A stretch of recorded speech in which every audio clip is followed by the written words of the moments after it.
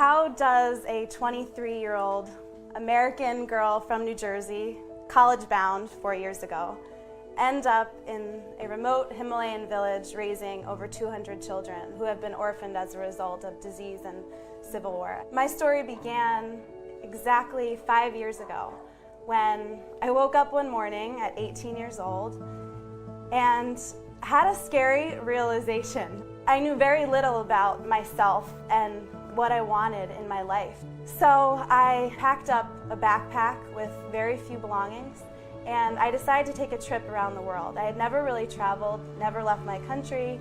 All of a sudden my whole world opened up. There was so much to learn and so much to discover outside of the walls of a four-walled classroom. I was walking down the road one day when I locked eyes with this little girl. Her name's Laukora. Her job every day was to take loads from the bus park all the way into the villages, and she'd go back and forth all day. She'd make $1, $2 in the day to feed her family. This is the life of a Nepalese orphan. I looked at her and I saw every single piece of myself. And I was devastated. I thought, what have we done as a human family that our children are living this way? I soon kept reading, and I found out that there were 80 million children just like her in the world. And I was devastated. And then I met one particular girl. Her name was Hema, and this is Hema here. She was 7 years old, but every day when I walked to meet her, she'd just smile with these big bright eyes and she'd say, "Namaste, Didi." And I thought for the first time, okay, Maggie, forget the 80 million. What if you just started with Hemo? Is there something that you can do to change the life of just one child? And I thought at 18, and as the entrepreneurial mind that I have, okay, I can do that. What if I just supported the education of this one child? How would her life change? And this is Hema a couple of weeks later.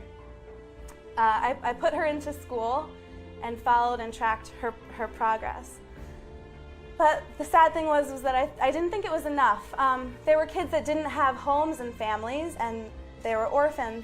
And one day I had this idea. I found a piece of land, and it just happened to be $5,000. And I wanted to build a home for orphan kids, a home and a school and a base. I called up my parents and I said, "Can you send me over my $5,000 of life savings?" I had saved up from the time I was about 6 years old, every penny. I babysat starting from the time I was 12 to when I was 18. And sure enough, they wired over that $5,000, and I bought my first piece of property in Nepal.